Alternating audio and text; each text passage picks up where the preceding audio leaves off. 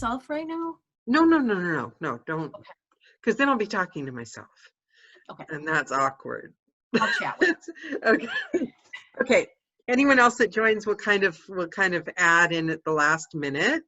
And everyone, I'm very, very pleased to introduce Nancy Peterson. A lot of you will already know her because she is famous amongst our little narrator world. Nancy was in one of the first groups that I had, one of our first narrator groups. And so I feel like I've known you from way back when. Admit all, I'm just going to do admit all. People are joining so fast, I can't keep up. I feel like I know you from way back when, but Nancy is going to talk about some of the tricks and tips she's learned along the way. And she's going to also, I've got some questions for her about her journey, because I wish I was there with her and I'm dying to find out how it felt. She's an Audie-winning narrator and she did it in shockingly a fast speed, like barely joining as a narrator. And then next thing you know, awards galore, writers praises you wouldn't believe. And you can't even hate her because everyone loves Nancy. So we can't even be properly jealous. So I want to hear it's a little cliche, but to set the whole story up, I'd like to hear how you became a narrator, what the journey was, and most importantly, as I said before the call, I want to hear the mindset.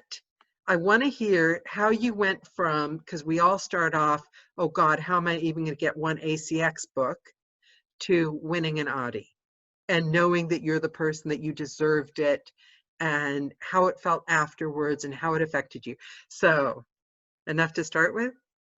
Yeah, absolutely. So you guys, first of all, I'm so excited to see you all. I mean, I'm looking, Lenore's over there waving. I mean, a lot of you I've seen in person, some of you I haven't, but it's so good to see you, especially when we didn't get a chance to connect this year in person for, APAC. So I'm just excited to see you. Anyway, so really quickly, how I started. Yes. I'm going to just tell you a little background. I have been an actor for a long time, but my main focus was basically being a mom and a wife. That's been my focus, and something that that was something that I just wanted for myself. So I kind of took a break from acting. I did things, I've done the Hallmark movies when they would come to town, or I was even in Unsolved Mysteries back in the 80s, little things like that. Wait, you were in the Hallmark movies? Yeah. Oh my God, I would kill to be in a Hallmark movie. Well, when they come to England, Yes. go audition. So, I would do little things like this, and, small films, things like that. Never really joined the union, and it was mostly local. And I didn't do theater because it was just too time consuming. So that's really my background in acting. And I was also a vocal music performance major at the University of Utah. So that, I think, has been really key. But I'm going to tell you a little something that I'd kind of forgotten about until a good friend of mine that I grew up with reminded me. When we were 11 years old, we would go into my dad's room and sneak his cassette tape recorder and take it into my room. And it was brand new. It was really cool, and we would tape ourselves reading Encyclopedia Brown. I don't know if any of you remember that, encyclopedia. We'd read the mysteries, and in the background, we'd have a record player with Ferranti and Teicher playing in the background. So she was going, you've been preparing your whole life for this. And I thought, oh, it's probably true. So anyway, okay, then on to how I really, really ended up in this place. Well, because I am not a full-time actress, and I felt like, I'm raising children, I decided to look into voiceover. And I'll be perfectly honest, I just Googled it. I've listened to audiobooks my whole life. I love audiobooks. Audio has been a big part of my life. My dad had some issues with blindness, and he would get these square little floppy vinyl records of like Reader's Digest, Time Magazine, the paper, you know, things like that. And I would very carefully, he had surgery on his head. And so I would very carefully sneak up right next to him and we would listen together. So those are really cherished memories for me. But so audio was always important to me. And I love listening to audio. It's been a great source of joy just for me and has helped because, again, I have 6 children and I don't read as much as I would like. So in the car, we have an audiobook. And when I'm doing dishes, I'm doing an audiobook. Anyway, background there. Well, back in 2014, I basically was looking for another stream of income. And I thought, what can I do? And so I Googled how to be an audiobook narrator. And I realized that I had a big challenge because all that was coming up was the Blackstone website and Brilliance and things that there was no information on how to actually contact these people to find out how to do it. So luckily there was a little ACX site. Never saw it before. That's how I got into audiobook recording.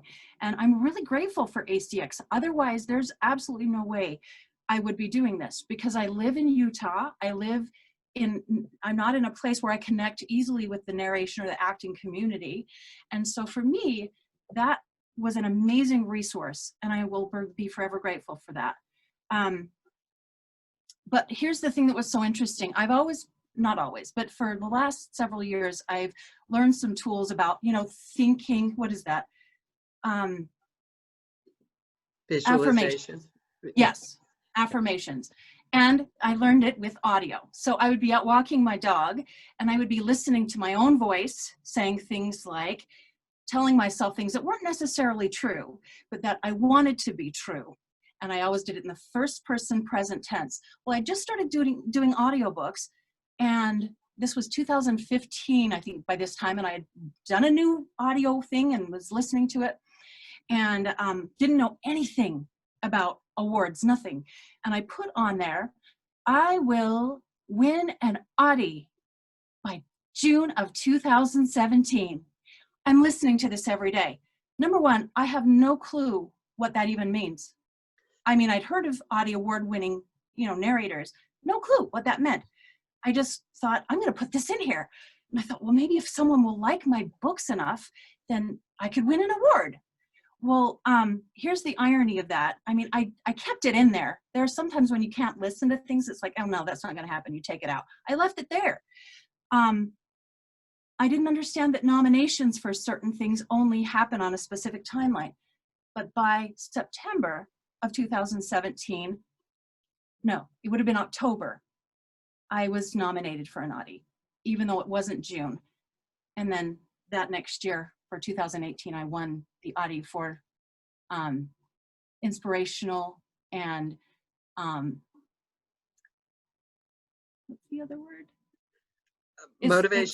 Motivational? Yeah, inspirational, and it's like religious or religious type of Anybody fiction. think of it, type it in the chat.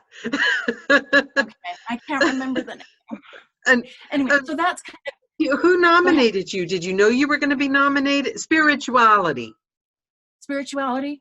Okay, that's probably right. Yeah. I think so. Thanks, Melissa. Rebecca. Okay.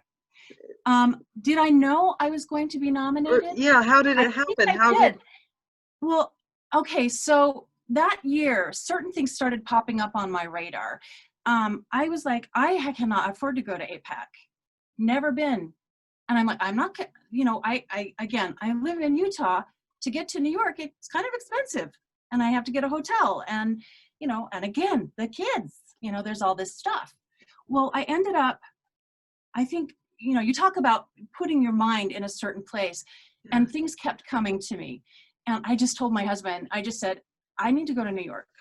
I need to go to APAC. I was coaching with Sean Pratt at the time. He says, you really should go to APAC.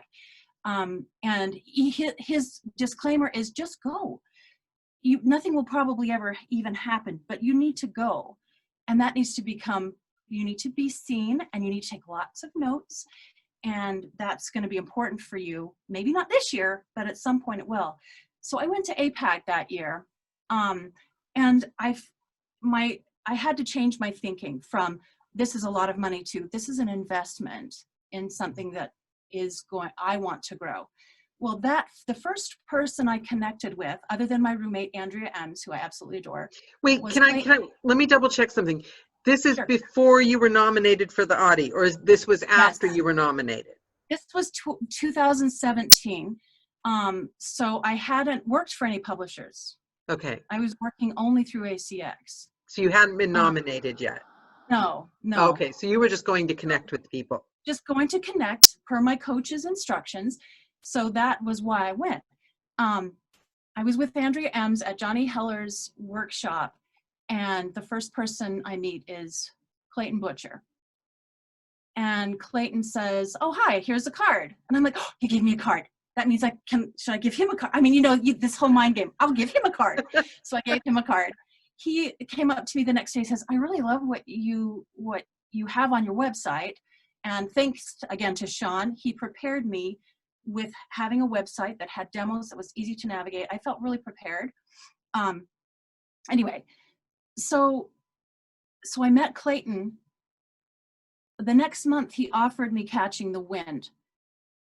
And then he submitted me for the Audies.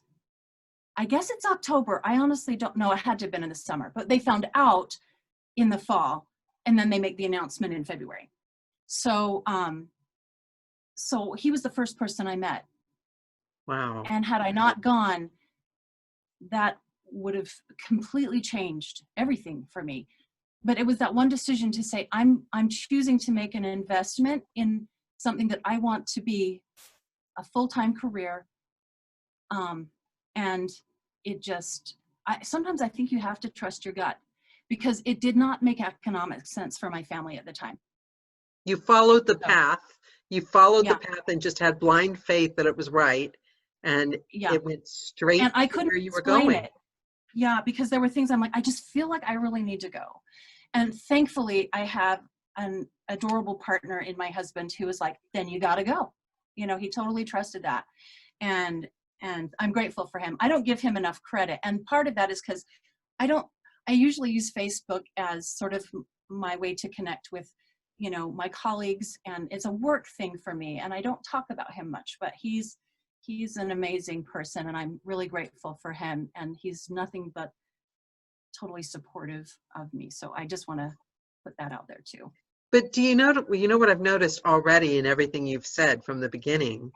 Because I'm really interested in the mindset of people that are making things happen. I've learned that like the way you think makes all the difference. You started the call off by saying you were grateful to ACX. Yes. And you're grateful to your husband. Whereas, I mean, I might be the only one. I am grateful to my husband, but when I think about him or describe him, it's mostly noise. He puts that kettle on at the wrong time. But you know what I mean? I am grateful to ACX, but when I think about ACX, I think, so it's like, it's having that gratitude front and center. I've noticed that. Do you feel that that's the way you approach things all the time? I mean, obviously not all the time. Yeah, you probably want 6 kids. Yeah, but I will say that I think that does impact. I personally believe it does. Yeah. That having that mindset and also this mindset of just that, what, we are all so different. We all bring our own gifts and talents, and so we should all help each other. Yeah. There's no reason not to. We should, and unfortunately we don't have an opportunity to meet each other a lot, face to face, but because we're all different, we bring different gifts and talents and abilities to our work, there's really no competition. I mean, if you look at it that way, it is not a competition at all. Yeah. So yeah, my own competition is me. But you, even as a part of the group, because you don't see yourself as competition. You've always seen yourself as part of a team, even from the beginning. I remember that about you. I think so. Yeah, I think that the idea that we really are we are all in this together, and we can be supportive and helpful to one another. So Were you always feeling this way, or when you first started, was this a bridge you had to climb, or was this, I guess that's a wrong metaphor, no. but were you insecure in the beginning? Did you have to Oh turn that yes. around? How did you Yeah, do no, it? I absolutely, for sure, Well, how because did you get from where you were then to where you are now? I think I just was willing to take risks, you know, and reach out to people. And I think Yeah. that's hard. I think like I think a lot of us are kind of introverts. I know I am kind of an introvert more, but it's not that I dislike being with people, but I tend to you know, I tend to, I maybe all of us, because we can spend hours, you know, in our booths or in our rooms and recording, and that's part of it. But I was willing to reach out to people and take some risks and do something. Well, here's an example. Some of the first things I auditioned for on ACX were things that were really hard. One Mm. was called The Night I Danced with Rommel. It was a memoir written by a German woman. It's a story of her mother during World War II. And I just Wow. reached out to her. I said, what kind of a German accent are you looking for this? Because she wrote German for the accent. Never in my life have I done a German accent. And she said something, I know, something like Marlene Dietrich. So the whole weekend I'm watching Marlene Dietrich movies. And so I auditioned and I got it. And I think probably because I was the only one who auditioned, I'll be honest, was royalty share. And the reason I did that is I decided early on I wanted to take risks. I wanted to try hard things and push myself. And maybe audition, even just in auditioning for things that were outside my comfort zone. I auditioned for something that was Northern Irish.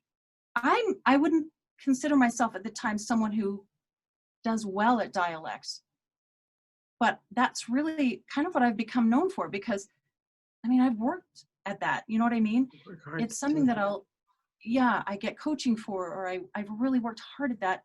And I never saw myself as a person who was good at that, but I took that risk and decided I'm going to learn it. It's the way so, yeah, you know what you're doing, and I've kind of learned, I try to do it, maybe not 100%.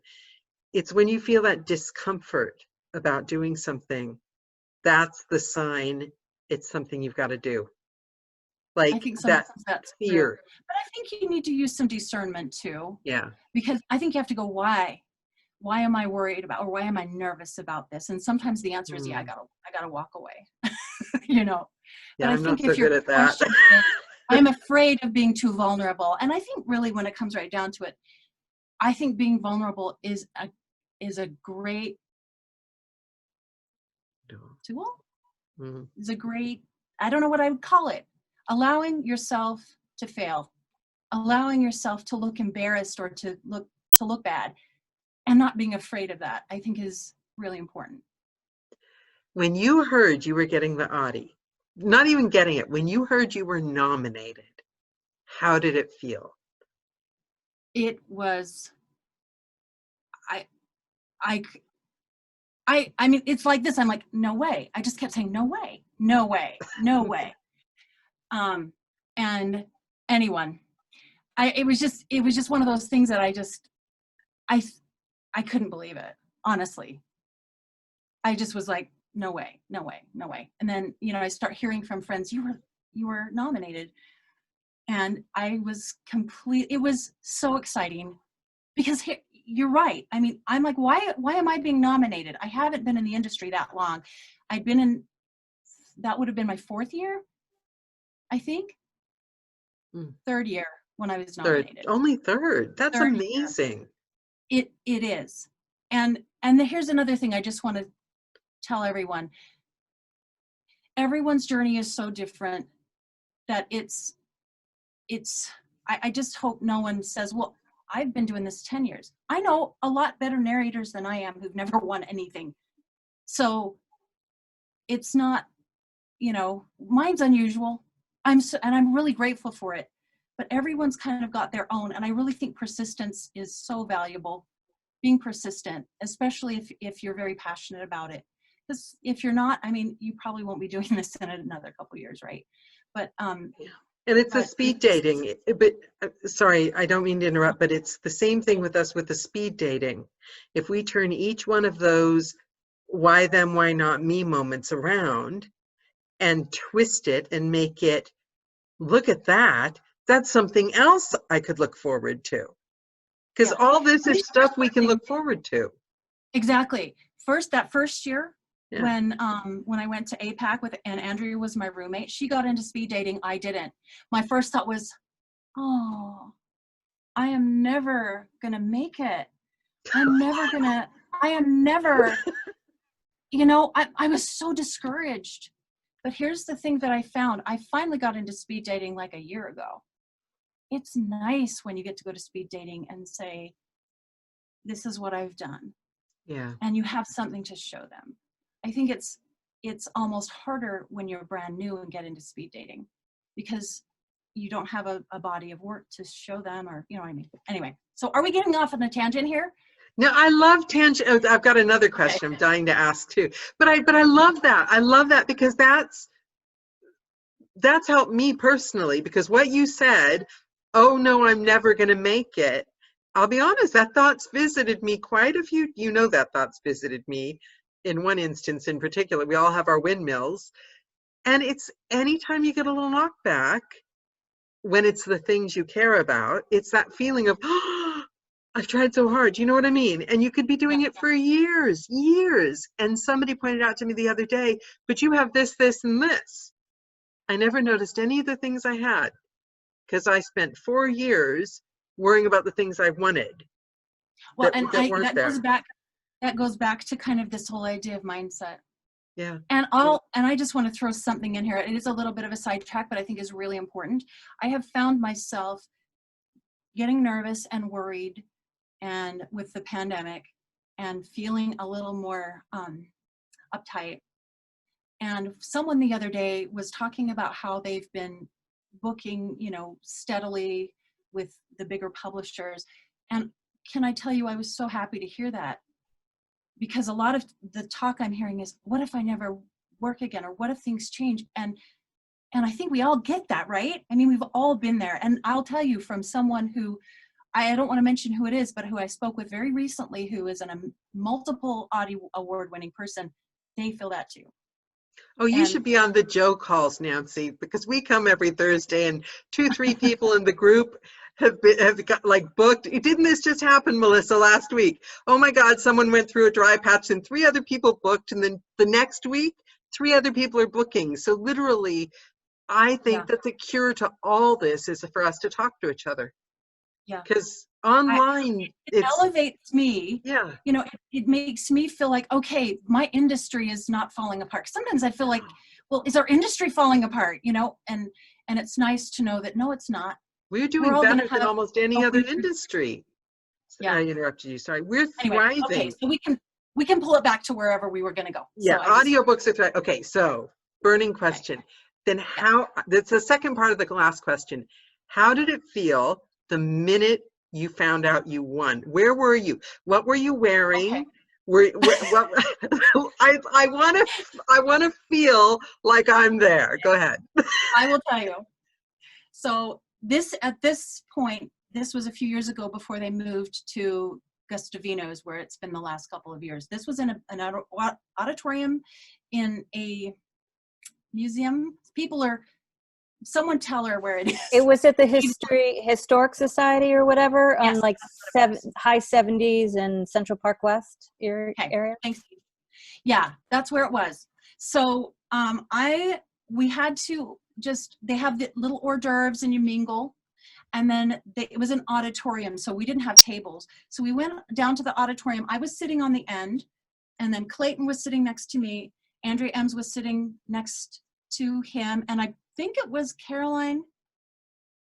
She was either behind us or on the row too. But anyway, what I was wearing, yes. It was like, I've never bought a fancy dress in my life. So I'm like asking my friends, where do I get a fancy dress? So I ended up going to Dillard's. I mean, maybe not the most fancy place ever, but it had sequins. So it's Sequins blue. is all It had you need. sequins. Yes. So it was sparkly, and it was fun. And Andrea let me wear one of her mom's necklaces or something. So just a few little things. But it was So you walked in there feeling like this is the yes, everyone was dressed up. So it was really fun. So after the mingling, we go down and they come up and they read the names, and they have the big screen, and they put up they don't do clips usually. I don't remember if they did a clip of the winner, but they would just show the pictures and announce it. And Emily Zeller. What were you thinking of before? Were you thinking, I'm probably not going to get this? Or were you thinking, if I get this? What were you thinking? Yes, I was like sitting there, and as they're announcing it, all that was going through my head was, this is going to be so hard. I am not kidding you. I'm like, this is going to be harder than I thought it was, because I was sure I was not going to win. In fact, I'll tell you a funny story. At the boat basin the night before, at the mingling thing, or the 2 nights before, I was talking to a casting director from Brilliance that I had struck an acquaintance with, never worked with him yet. But I'm like, yeah, I'm nominated, and these are the people I'm against, and I'm not going to win because, I'm like, I'm sure I'm not going to win. He's like, oh, You yeah. said that? Uh-huh. And he agreed with me. He's like, yeah, you're not going to win. He agreed. So I'm like so prepared to not win. Honestly. I mean, I was not prepared to win. And so when they said, they don't announce the narrator, they announce the publisher. So when they opened the envelope, it was Dirk. Oh, what is his name?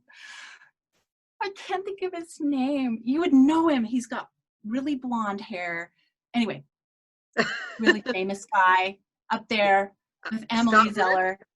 Scott Brick? No, he's British. I don't know anyone. Not Simon. Dirk. Someone, if you know it, tell me, because I've been seeing a lot of posts about him recently. No, Rich. Okay, sorry. I'm going to blow it. So I'm just going to stop right now. So they open the envelope and they say 2 words, which is Clayton's company.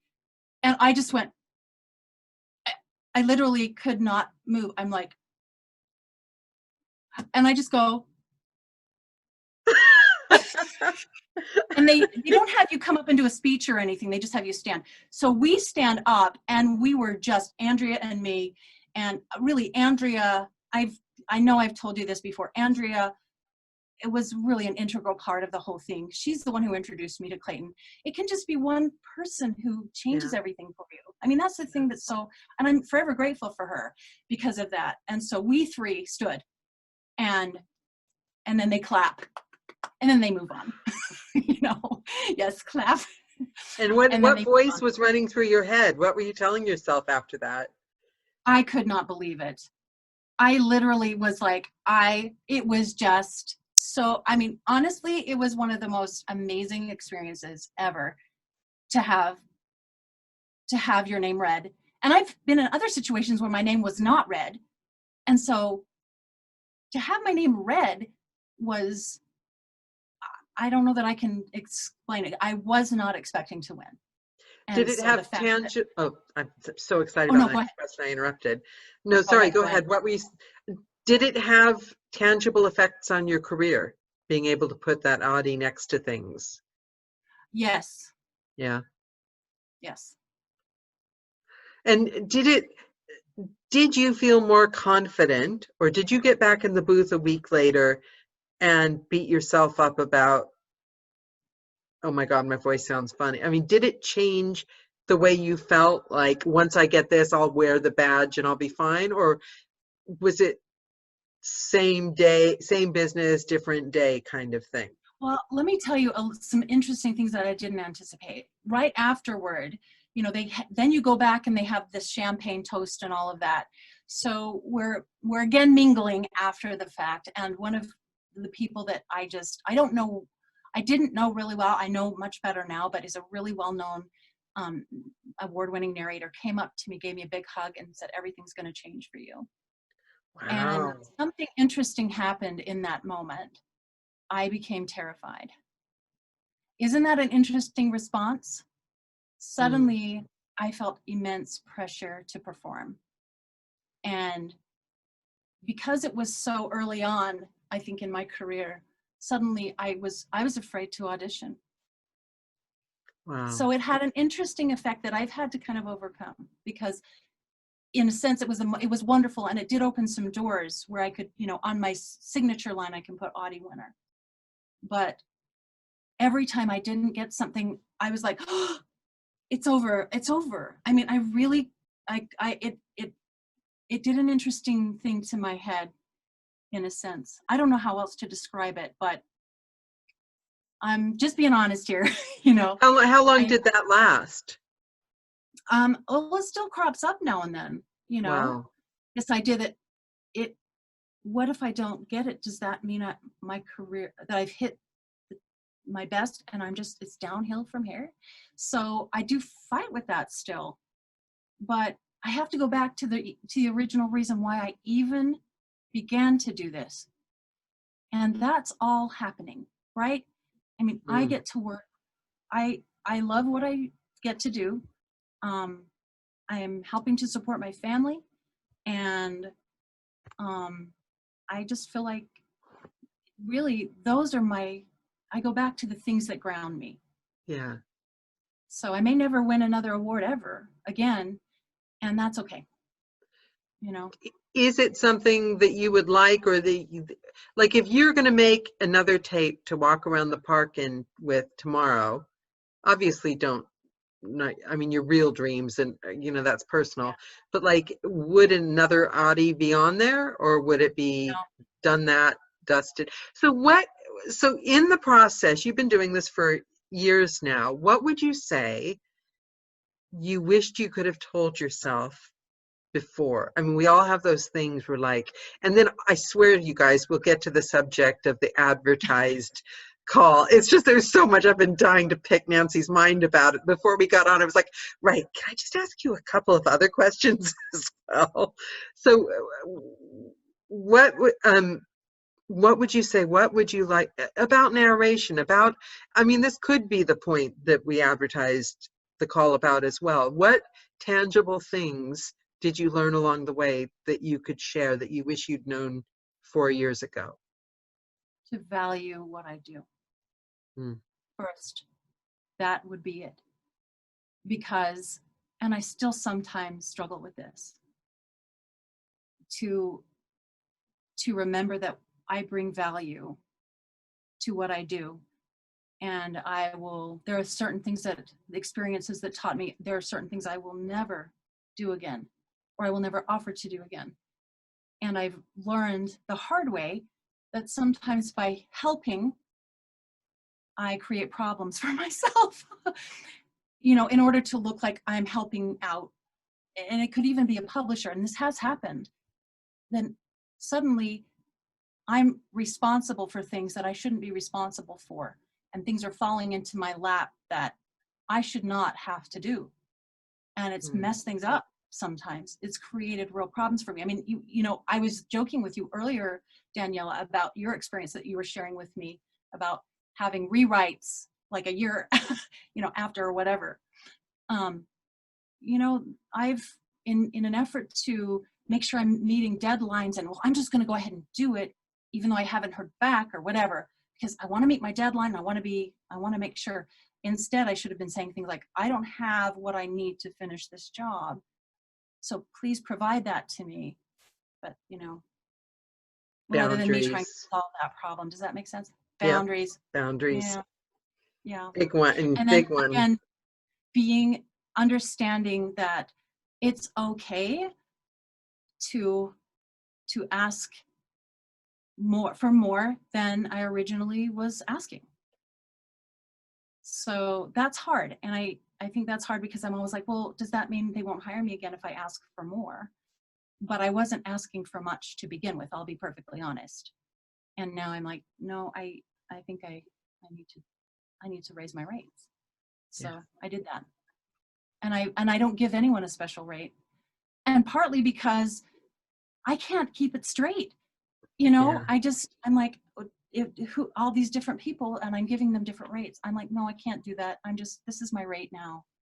and I would love to do this for you. And if it doesn't fit in the budget, I totally understand. So That's a very simple way of putting it. That's a very simple way of putting it. One rate, this is it. If it doesn't hit your budget, I totally understand. Yeah. Wow, I never considered says No, the it's true. queen of 700 rate. No, and I've tried that, and it is crazy making, because I had a spreadsheet. I'm I like, do. okay, I charged this person this and this person this, and I realized why am I doing that? If what I do is a certain value, it's going to be that way for everyone. And if they can't afford it, I'll be happy to, give them referrals or whatever. But I had to let go of that because it was too hard to try and juggle. I just needed to not do that anymore. So I think those are things I would do differently.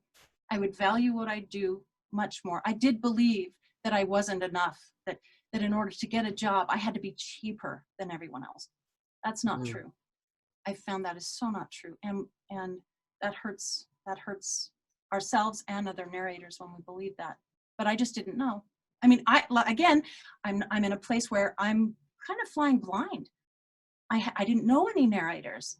I had no community. I found the ACX group online just because I was dying for someone to connect with. And so, yeah, I think that I made a lot of mistakes initially because of that. I just didn't know what I didn't know. So what's the best surprise that you found in the last 4 years? What was the thing that you're happy to know now that you didn't know then?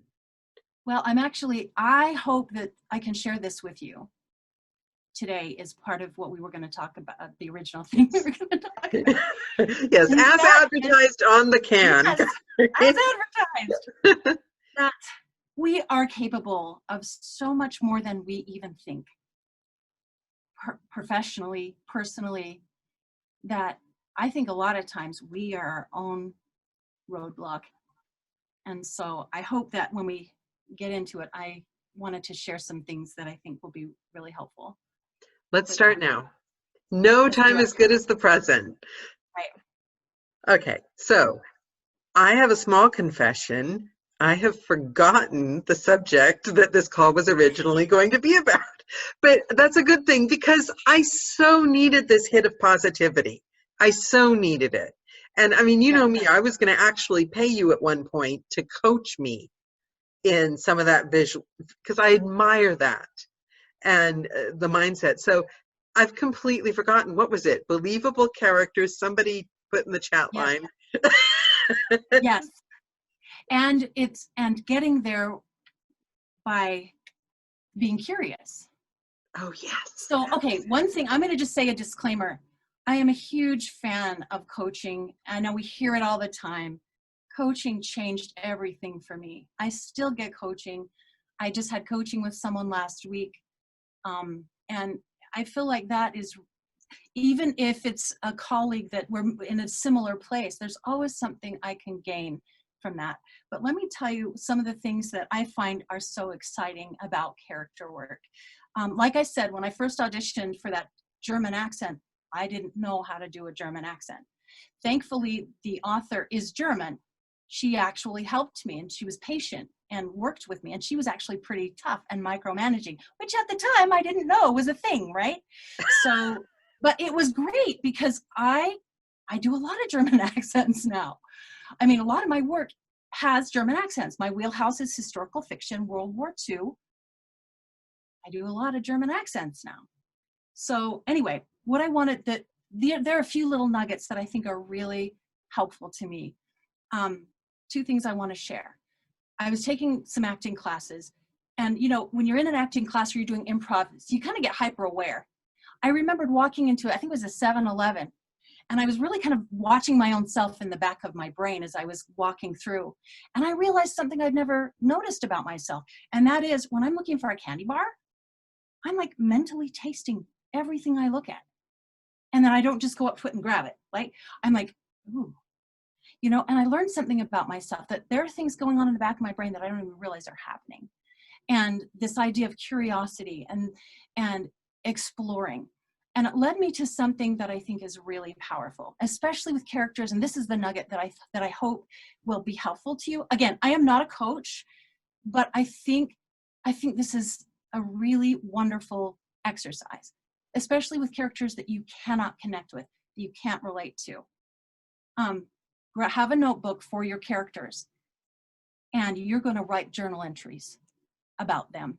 Today, I felt like, and for a moment become that character and write a journal entry. I don't know what it is about writing something down, and this may not work for everybody, but if you're having trouble with a specific character, or it's just a caricature, it's not real, give them a life and actually write it down. Because we talk a lot about, we don't want to produce caricatures, we want real characters. Well, how do you do that?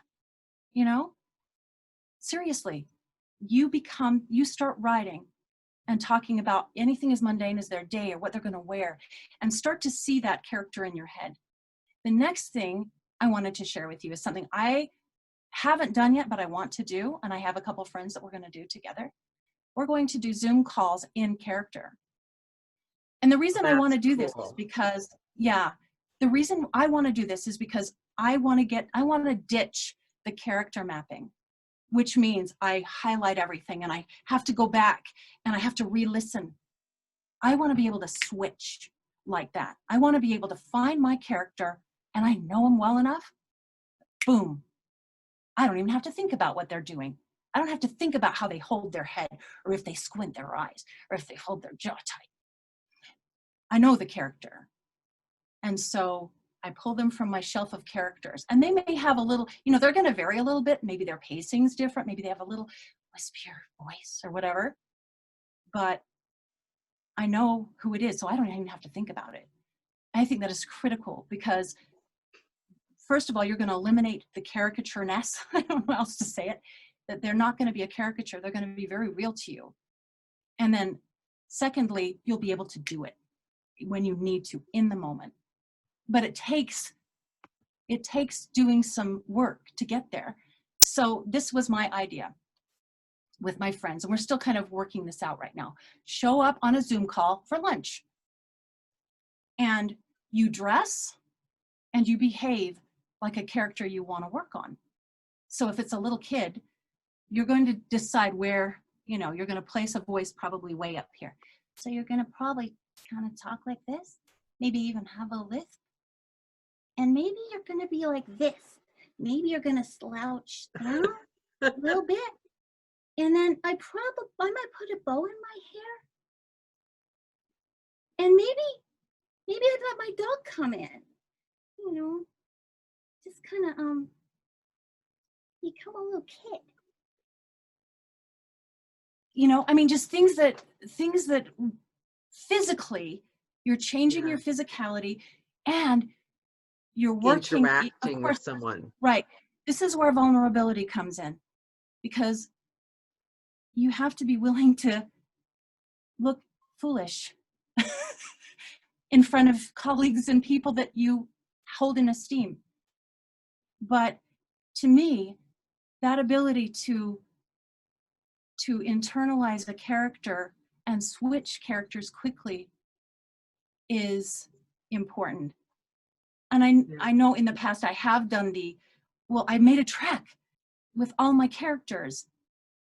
Well, and it works. I'm not saying it doesn't work, but wouldn't it be nice if you didn't have to listen, that you remembered that character squints their eyes and they hold their jaw really tight. Maybe they have an ache in their knee, right?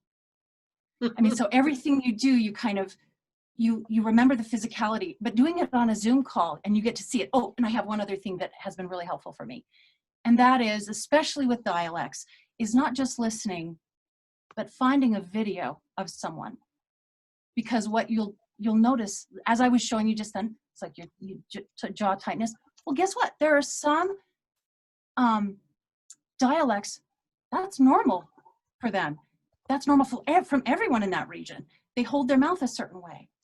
or maybe they, their facial features, maybe they're more like this or more rounded because they put it forward or whatever. I mean, it's really helpful, especially with dialects, to seek out authentic videos on YouTube or whatever, because we have that idea, which is the International Dialects Archive, something archive. It's great because you can hear it. But It's sometimes, like characters. Who's the guy that was with Kate Hudson? The blonde guy that did drugs and they broke up? The guy with Kate Hudson. He's got a very distinct, laid back surfer way of talking. Everyone knows. He's like a famous actor, guys. Blonde guy.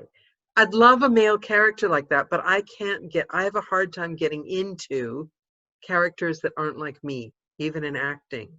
I mean, do you find it easy to get into all characters? But even when I was acting, if it was a character like me, I could get into it. But if it was somebody that was like really laid back and like surfer, I have a hard time with the I think method you're acting. right.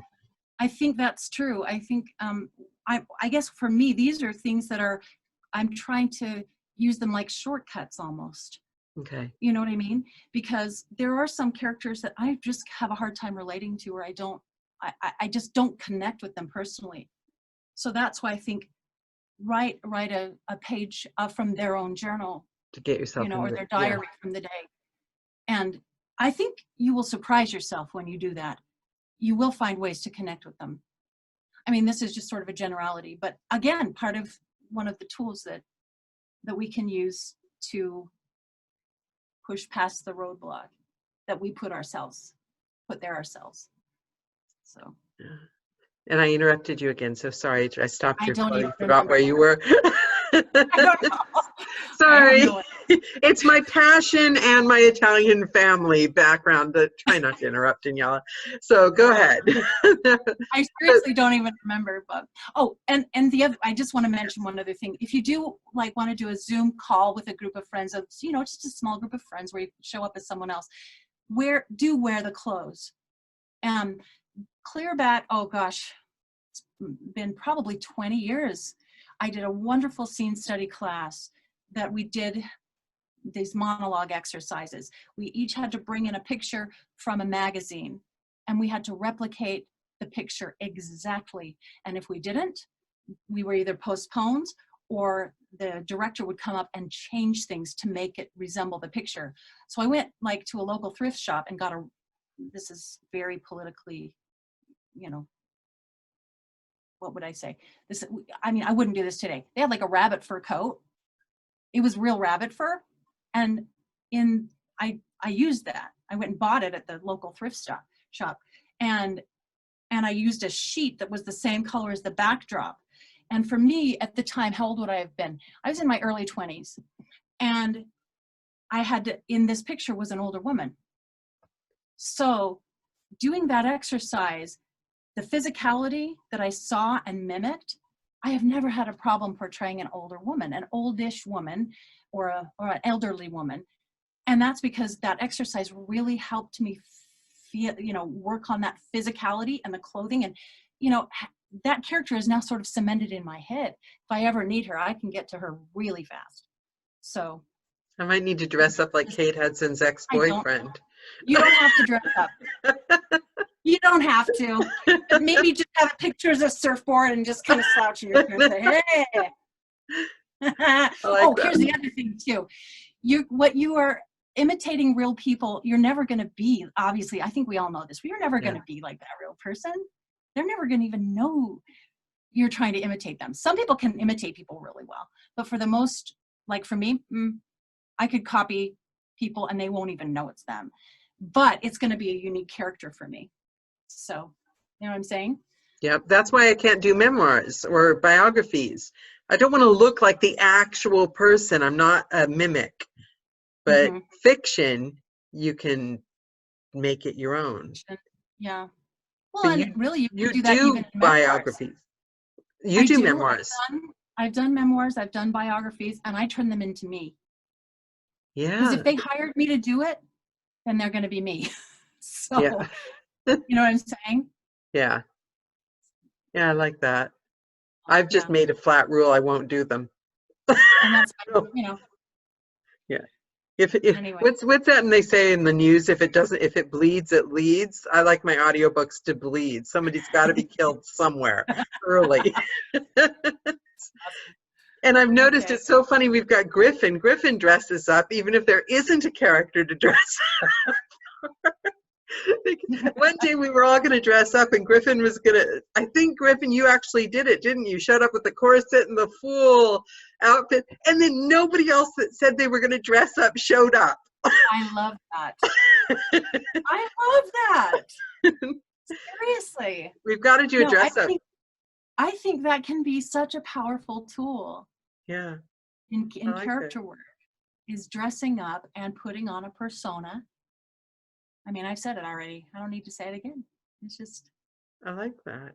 Because we need to get to a quid, right? So we've got the positive mental attitude. Because being an actor, I swear I'm not going to go down the route of, oh my God, exactly what was it like being in a Hallmark movie. So I'm not going to do that. I've already done that with someone else. But what do you think you took from that background into your acting, into your narration? Are you of the Paul Rubens school, live in the moment, see the character? When you're in the booth, do you heavily mark up your manuscript ahead of time? How do you approach your work in the booth? Well, I definitely, I definitely pre-read any fiction, and I will say nonfiction I only skim, and I skim it mostly for words I don't know, because there's no story arc typically. I mean, there are exceptions to that, but if it's just information, I usually won't pre-read it. But fiction, I either hire, if I have a lot of bookings, I will hire someone to prepare it for me. They'll read it. They'll do a chapter break. I like the nice thing about a prepper is they'll do whatever you want them to do. So I like to have the whole story in summary, like a book report. And then I like to have character breakdowns, any pertinent information about each character.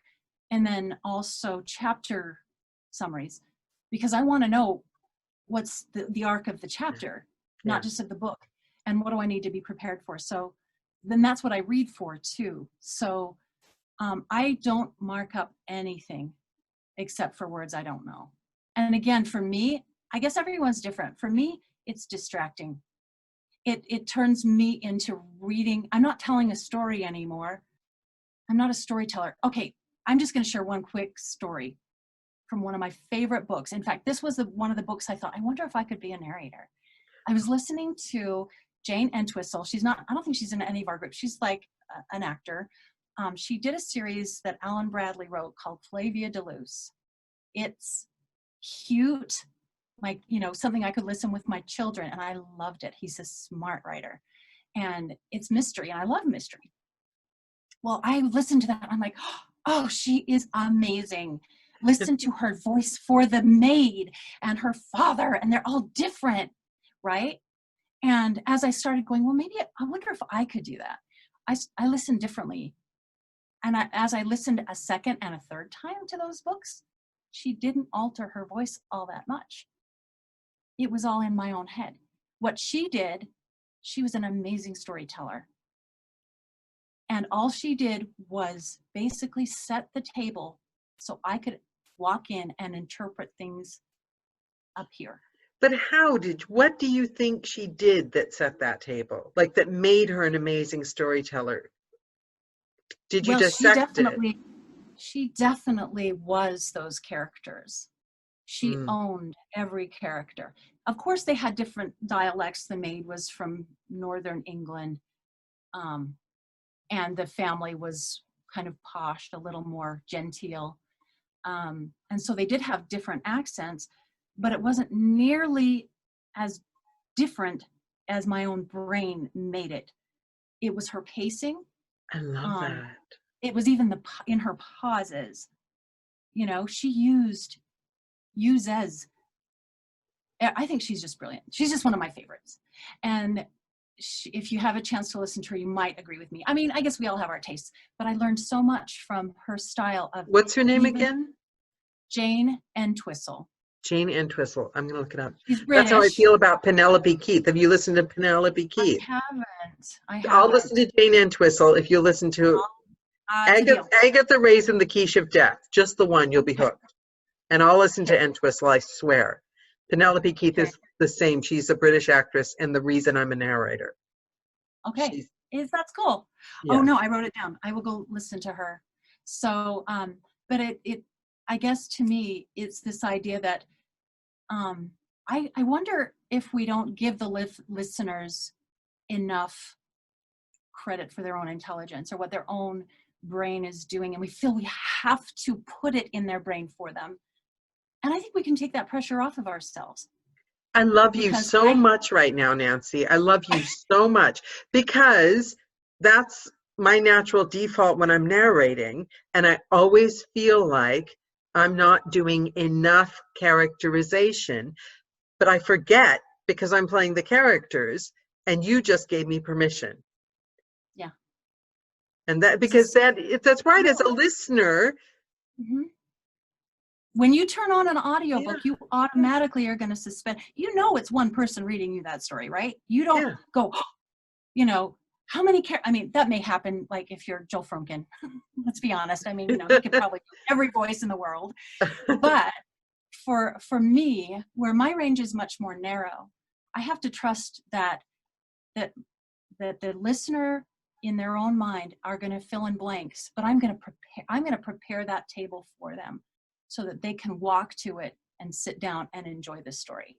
So I think our job is more about the storytelling and not about portraying, or forcing them you say to. you're not a coach, but what you've just done was what was more than I could get from a coach session and I've seen many coaches.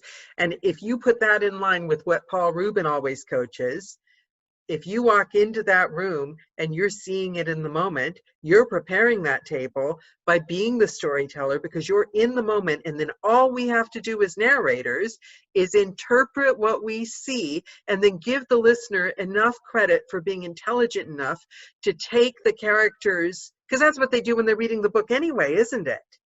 And so then Yes. we're getting the hell out of the room and letting Yeah. them take, and you've just that, along with what Paul Rubin said, is the complete package. Well, I mean, I'm good. like, never need to get coaching again now. Thank you. But it's Well, I think, seriously amazing. That's amazing. well, and I think it's true, because if you're a listener, you know that you're not going to listen to that story the same way someone else is. I mean, you Right. have a movie going on in your head. And sometimes I think if we trust that that person's got their own movie, we don't need to go in and say, and the lamp was on the bedside table. And it was off. I mean, you know, we don't have to over dramatize. Just get out of the way of the words Yeah. and let the words tell the story. And then of course interject things where you need to. But I think sometimes we tend to over dramatize. Is that even a word? Everything, Played at the you back know? row. Yes. And it gets annoying to listen to, Yeah. you know, because it's like, let them see it. And and we're just going to say the words and their mind is going to Yeah. fill in the difference there. And there's always exceptions. I mean, sometimes I listen to some amazing young adult or children's books where you go all out, right? Where you are big and bold. And I mean, you listen to Puss in Boots that Christine Bam did. I mean, you know, they are just, it's a play, you know, Yeah. it Yeah. really is. It's musical. So I guess there's always exceptions, but for me, in just, I would say generally, for me, that's how I approach a story. You know, I'm gonna set the table. I love the range. I love what you said about range, because that was the thing.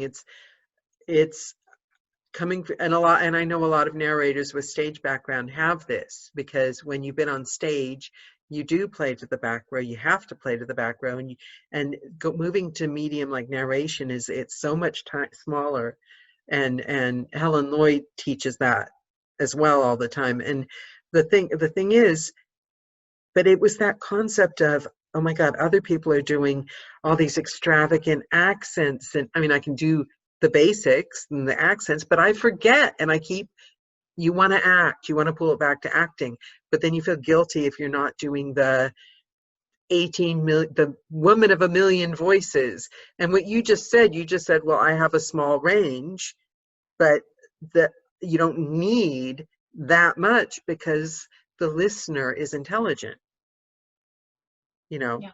And I love that. I love that. Here's a good example for you all to try that displays that to me. There is such a variety, and this is why I say we really are not in competition with each other. Go listen to Harry Potter by Jim Dale, the first one, and then go listen to Stephen Fry.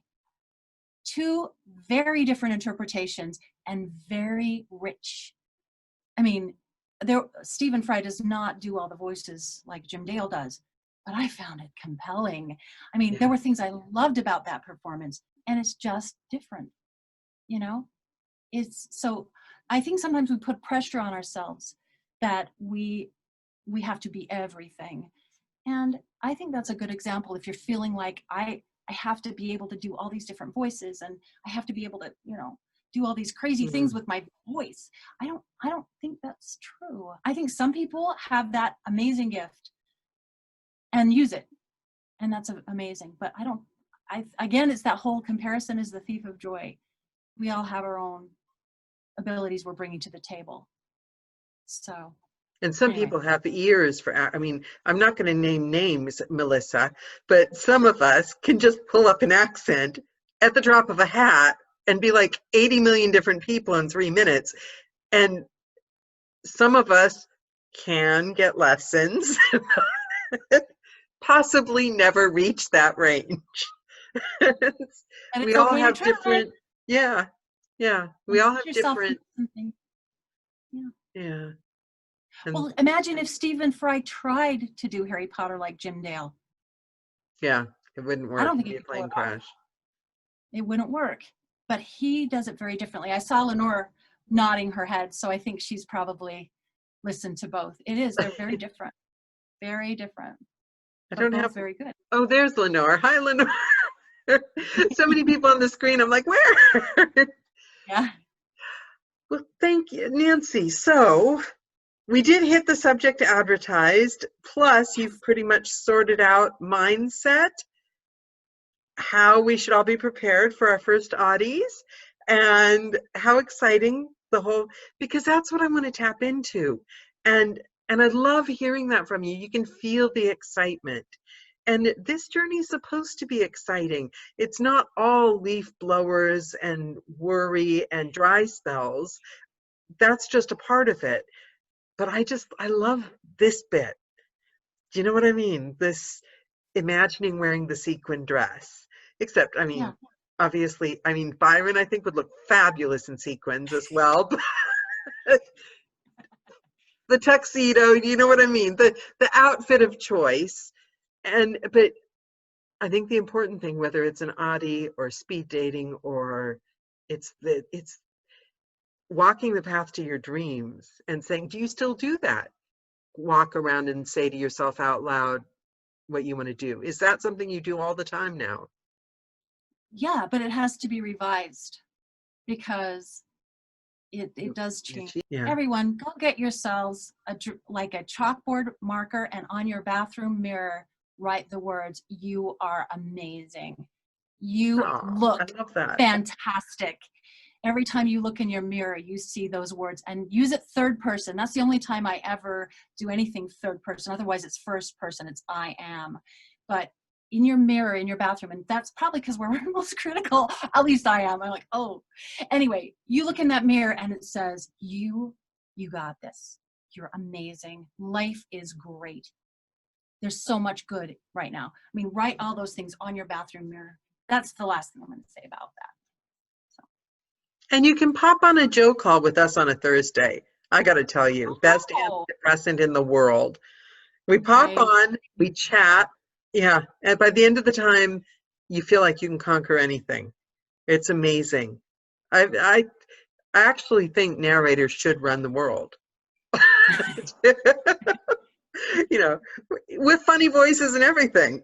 I think so too. I'll go with that. Yeah.